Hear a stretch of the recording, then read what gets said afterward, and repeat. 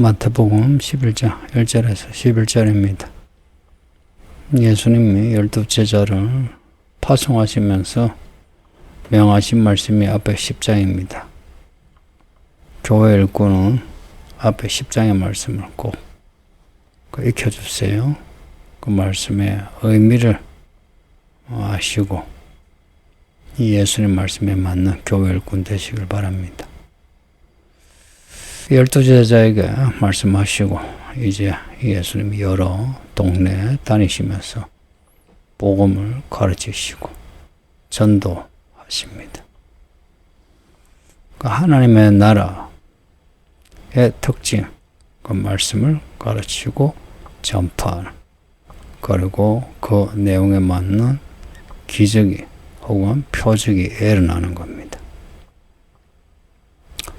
예수님이 이렇게 말씀을 가르치고 전파하시고 병을 고치시고 할 때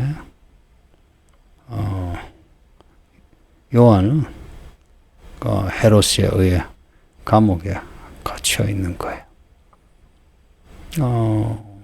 예수님을 처음 메시아로 소개한 세례 요한인데 세례 요한이 감옥에 갇혀 있으면서 나사렛 예수 메시아라고 믿는 그 나사렛 예수가 아무런 조치를 취하지 않는 겁니다.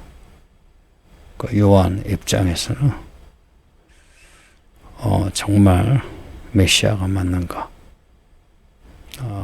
의문이 들었고요. 그래서 제자들을 보내어 예수님께 물어요. 이게 그 3절에 그 마태복음에서 정말 특별한 구절인데요.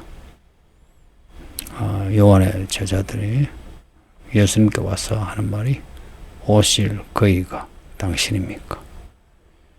우리가 다른 일을 기다려야 됩니까? 라고 했다는 거예요.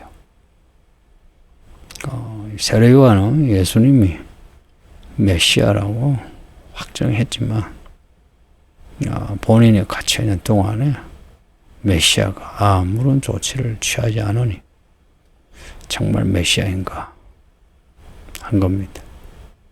오실 거이가 당신입니까?는 시편 118편에 여호와의 이름으로 오는 자가 복이 있다. 메시아는 여호와 하나님의 이름으로 오신다는 겁니다.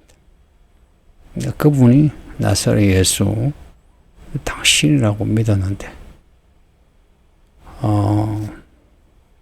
내가 갇혀서도 아무런 조치를 취하지 않으시니 정말 맞는지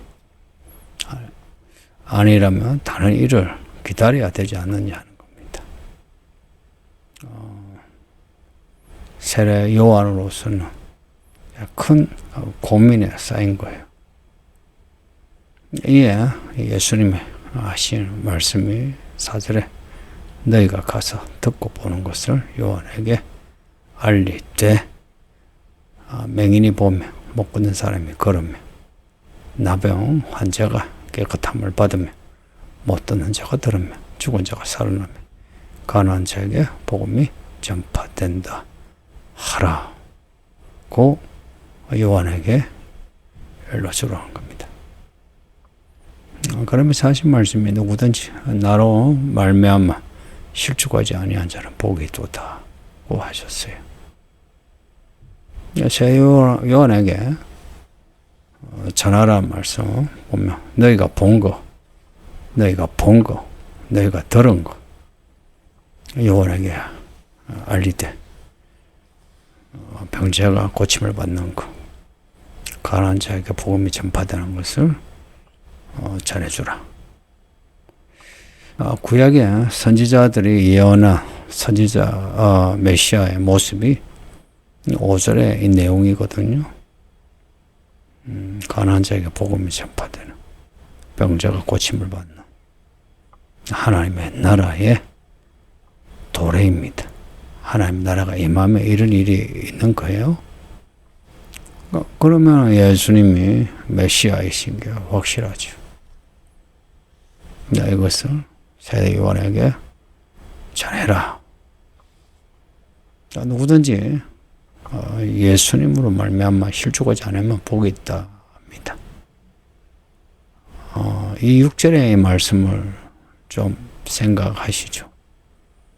예수 때문에 실족할 수 있다는 거죠. 앞에 10장에서 교회 일꾼들에게 하시는 말씀에서 예수님이 파송하는 제자들 혹은 예수님이 교회 세우신 일꾼들이 하나님의 일을 할 때 겪는 일들이 있죠. 뭐 잘 먹고 잘 사고 대접을 받는 이런 게 아니고 그 반대로 사람들에게 박대당하고 그로 인한 가난, 궁핍, 외로움, 불편함, 고통, 또 집안 사람들로 하여금 욕을 먹고 관계가 깨지는 이런 일들로 많은 사람이 그 믿음을 버리고 세상으로 가죠. 예수님으로 말미암아 실족하게 된다는, 실족할 가능성이 있다는 것을 말씀하는 거예요. 근데 예수님으로 말미암아 실족하지 않으면 복이 있다. 요한계시록 읽으면서 7가지 복이 나왔죠. 주의 말씀 읽고 듣고 지키는 자가 복이 있다. 두루마기를 빠는 자가 복이 있다. 요한계시록에 복이 있다는 그 말씀은 큰 말씀이거든요. 잔잔한 울림이 아니고 큰 울림이 있는 말씀이에요. 그리고 5장에서 마음이 가난한 자는 복이 있는 날 천국에 질 것입니다. 그 말씀 또한 큰 울림이 있는 복이에요. 예수님을 믿고 예수님 때문에 실족하지 않으면 복이 있답니다. 성도님들. 어떻게 하면 예수님 때문에 실족하지 않을 수 있습니까? 예수님이 누구신지 확실하게 알면 실족하지 않습니다. 그냥 교리로 받아들이는 거하고 예수님과의 관계에서 예수님이 누구신가를 내가 안다면 예수님 때문에 불편하고 손해보고 욕을 먹어도 혹은 죽기까지 하여도 예수님을 배신하지 않겠죠. 예수님을 믿으며 특별히 또 예수님의 일을 하는 일꾼들은 예수님으로 말미암아 실족할 수 있다. 이 말씀을 잊지 마세요. 요한의 제자들을 이제 보내시놓고는 이제 사람들에게 하시는 말씀이 7절 이하입니다. 요한에 대해서 말씀하시되 이렇게 나와요. 무리들에게 뭐라 말씀하시냐 하니까 너희가 무엇을 보려고 광야에 나갔더냐 바람에 흔들리는 갈대냐. 8절은 그러면 너희가 무엇을 보려고 나갔더냐. 부드러운 옷 입은 사람이냐. 부드러운 옷을 입은 사람들은 왕궁에 있다. 세례 요한이 광야에 있었죠. 이제 광야에 있는 세례 요한. 그 세례 요한에게 갈대에 뭘 보려고 갔느냐는 거예요. 바람에 흔들리는 갈대는 아니죠. 무엇을 보려고 할 때 이 보려고 이거는 이 말은 우리가 영화 보러 간다 그러죠. 그 영화 보러 간다 할 때 그런 단어입니다. 극장 이란 단어예요. 쇼 보고 공연을 보고 요한을 보러 갈 때에 요한의 공연을 보려고 왔느냐 하는 겁니다. 여러분이 교회 올 때 이 목사의 공연을 보러 왔느냐 하는 겁니다. 말 공연을 보러 왔다면 제가 재밌게 하면 더 자주 오겠죠. 근데 재미가 없으면 뭐 자주 오지 않겠죠. 근데 공연을 보러 오지 아니하고 말씀을 들으러 왔다 한다면은 재미에 있고 없으면 그렇게 중요하지 않죠. 말씀 자체가 중요하죠. 그 이야기입니다. 세례 요한을 보러 갈 때 무엇을 보려고 갔느냐는 겁니다. 그 8절에서 그러면 너희가 무엇을 보려고 갔느냐? 뭐 좋은 옷 입은 사람이냐? 세례 요한은 그러지 않았죠, 그렇죠? 입은 옷이 또 먹는 음식이 보통 사람하고 달랐죠. 그 볼품 없었죠. 입은 옷도 또 먹는 것도. 9절에서 그러면 너희가 어찌하여 나갔더냐? 그 광야에 간 이유가 진짜 뭐냐는 거야. 선지자를 보기 위함이었더냐? 선지자 보러 간 거죠, 그죠? 세례 요한을 선지자로 여기고 선지자의 말을 듣고 물세례 받은 거죠. 그 세례 요한은 진짜 선지자란 겁니다.